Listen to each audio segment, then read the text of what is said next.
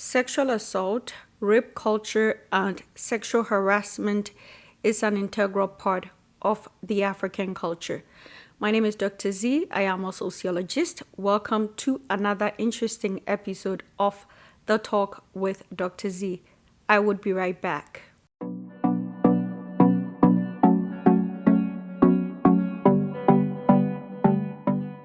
In this week's episode of The Talk with Dr. Z, I'm going to share my thoughts on the current legal case of Thomas Partey. Thomas Partey is a Ghanaian football player who used to play for Arsenal, and he's currently in a legal issue due to 5 counts of sexual assault. I am doing this episode mainly because of the kinds of commentary I was seeing on TikTok from African men, not just Ghanaian men, but from African men. And the major discourse on TikTok when it came to African men regarding this issue was the fact that, why is it that when Ghanaian or African soccer players make it, they tend to go for white women, and those white women are used as a setup to destroy them. I don't see the element of personal accountability in their commentary. And so for me, that is quite problematic because no one is talking about the fact that the African culture enables sexual harassment and sexual assault, and to a large extent, rape culture. They are not talking about that. They're talking about, leave white women alone. If you had gone with an African woman, you won't be in this issue. Some Ghanaian commentators went as far as saying, there's so many hookup girls in Ghana. You could actually come to Ghana or fly them to the UK, have sex with them, do whatever you want to do with them, and you discharge them back to Ghana. And that is very problematic. The fact that most African men think that if Thomas Partey had treated a Ghanaian or an African woman in this way, because everyone is innocent until proven guilty, but the fact that these commentaries on TikTok are suggesting that African women are a safe choice, and that if he was in any type of relationship, sexual relationship with African women, they would not go report even if he did anything, and that is okay. For me, I find that to be alarming and very problematic. And so I made some notes to guide the discussion. So let's get into it. When I was growing up in Ghana, like I was born in Ghana, West Africa, Thomas Partey is from Ghana. The Ghanaian culture seems to enable a lot of sexual harassment and sexual assault. When I was growing up and I was a teenager, I used to see the neighborhood young men tap the ass or the buttocks of women, grown women, when they were walking by. It was commonplace to see men tap the ass of women whose ass were believed to be shaken, and therefore that was seen as a form of enticing or inviting male attention. They would tap the ass of women when they were walking by, and the women were shaking their ass. Like, that was so normal when I was growing up, to the extent that even when I was in primary school, young boys, school boys, like male students, would also tap the ass of girls and run and think it was funny. That is because they saw this type of behavior in their communities. And that is not normal, but that was so normalized when I was growing up in Ghana. Another example is the lack of personal space. So when I was at the University of Ghana, I went to the University of Ghana before I left for North America. And when I was a student at the University of Ghana, if you met like a friend, a male friend, he would initiate a hug. Like, hugging was the form of greeting at the University of Ghana when I was there over a decade ago. Hugging somebody was like commonplace greeting. Once you meet a friend and he is in the company of other friends you don't know, they're gonna hug everybody. Hey, hi, how are you? And they start hugging you. That element of personal space, you don't initiate a hug until the person is like open is not respected in the Ghanaian culture. I remember a lot of the male friends and colleagues used to complain that I'm stuck up simply because I did not want like strange people, strange males I didn't know hugging me simply because they were in the company of a friend, a male friend. So even respecting what is seen as personal space, that you do not initiate to hug somebody when you do not know them, is not something that is respected in the Ghanaian culture and in the African culture. And I thought that is an important example to highlight. Other things that normalized the concept of sexual harassment and sexual assault in the Ghanaian culture is, men licking their lips. Like, if a man saw you and, like, he had predatory mindset or he had sexual ideas in his mind, one of the ways men communicated that was licking their lips and winking an eye. Like, in the Ghanaian culture, when a man winks one eye, it means like I like you. And that is a form of sexual harassment. I don't know why these things were so normalized in our culture. And that is the reason why I said the African culture enables and it is founded on sexual harassment and sexual assault. Because a man licking his lips means that, I like you and I can't wait to get you in bed. That was a suggestive gesture. Also, a man giving you a wink is like, I like you. Also, scratching the palm. Like when we were growing and our boobs started coming and we were like in our teenage years and we were pretty young and naive, you would see grown ass men, grown as adults, when they shake you, they scratch your palm. That is a form of sexual harassment, but that is also very normalized in the Ghanaian culture and in the Ghanaian context. If you find this video interesting, do not forget to hit the subscribe button and also share your thoughts with me in the comment section.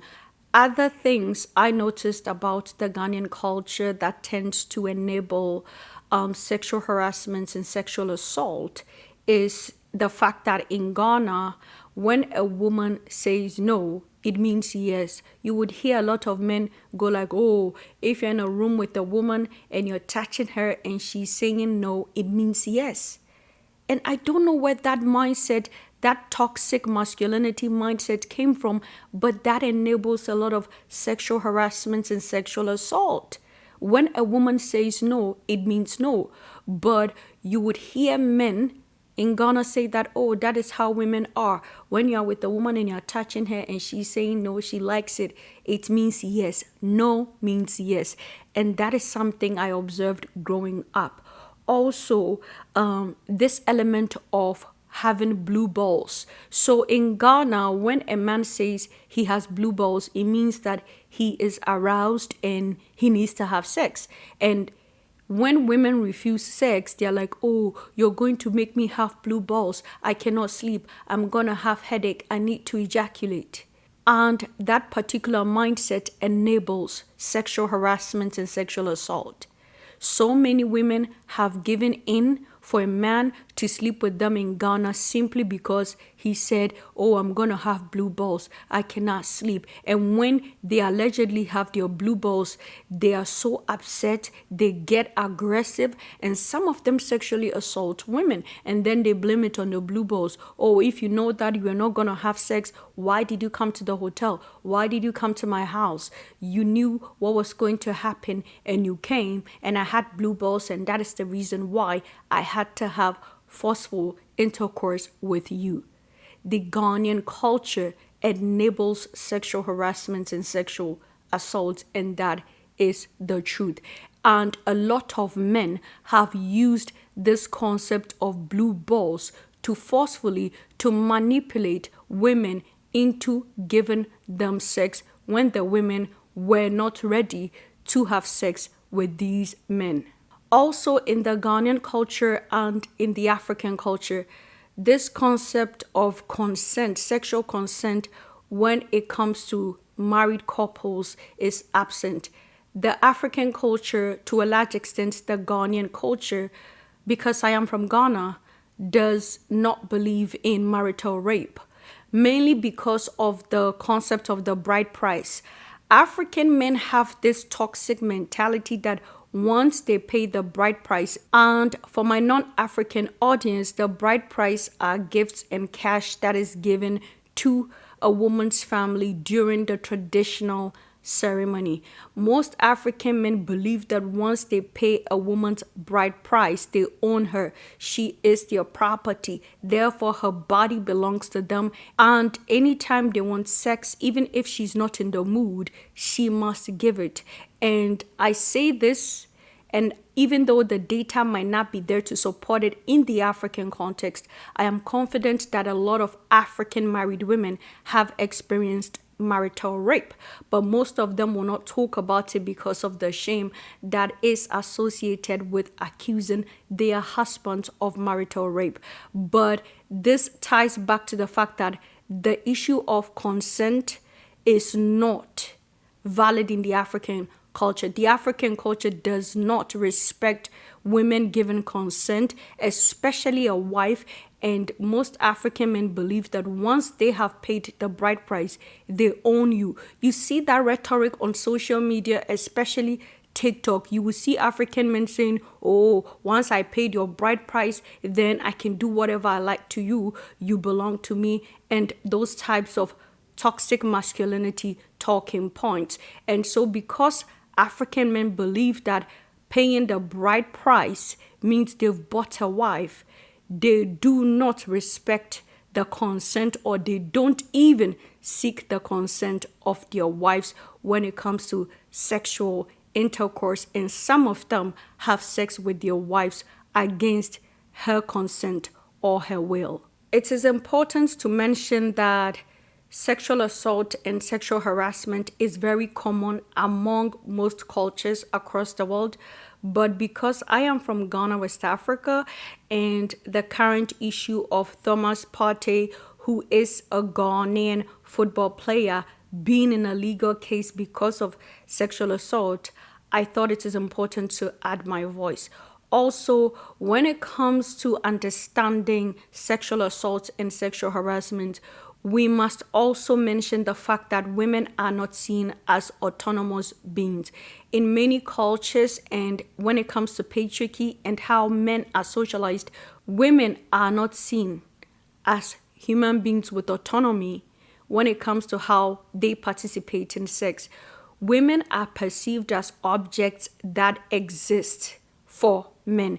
And I used to be a sociology instructor, and I used to teach about hegemonic masculinity.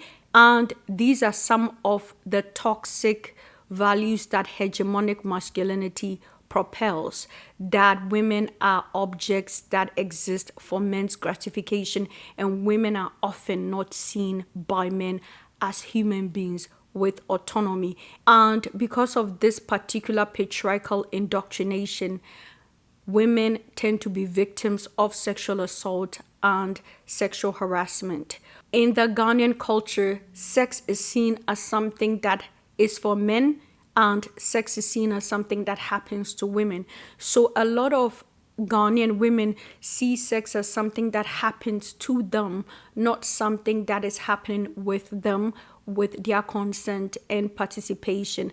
Consequently, it is commonplace for you to hear a Ghanaian woman say that, "Oh, I was in a relationship with this dude for 3 years and he used me without marrying me." And when a Ghanaian woman uses the phrase that you used her without marrying her, it means that you had sex with her in the name of a relationship and you did not marry her.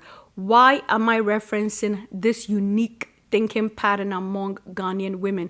It is to emphasize the fact that Ghanaian women and African women see sex as something that happens to them. It is not something that happens with them. And Ghanaian men and African men see sex as something that belongs to them, and they are the ones that enjoy sex. And a woman's pleasure and consent is not important when it comes to intercourse. In conclusion, it was quite problematic and unfortunate to hear all these commentary by Ghanaian men and African men on TikTok when they failed to take accountability. The African culture enables sexual harassment and sexual assault, saying that Thomas Partey should have focused on African women or Ghanaian women, and if he has done that, he will not be in this legal issue, is quite unfortunate. Most men don't reflect on how problematic and how toxic their behaviors are. And before some of you men come into the comment section to be throwing tantrums, you have had your way with a woman who perhaps did not give full consent. So think about that. In the African culture, a lot of women have been sexually assaulted and sexually harassed by men in their family, and most of them would never say it because of the stigma and the type of toxic culture we have that enables sexual harassment, sexual assault, and rape culture. That is the truth. I know that other cultures are equally guilty because we see the sexual harassment data in America and in other parts of the world, but I am from Ghana, West Africa. Hence, my analysis is focusing on the Ghanaian context and the African context. What are your thoughts? Share with me in the comment section. My name is Dr. Zita. I am a sociologist, and I will see you on the next episode of The Talk with Dr. Z. Until then, do take care, and I will see you in the next. Bye.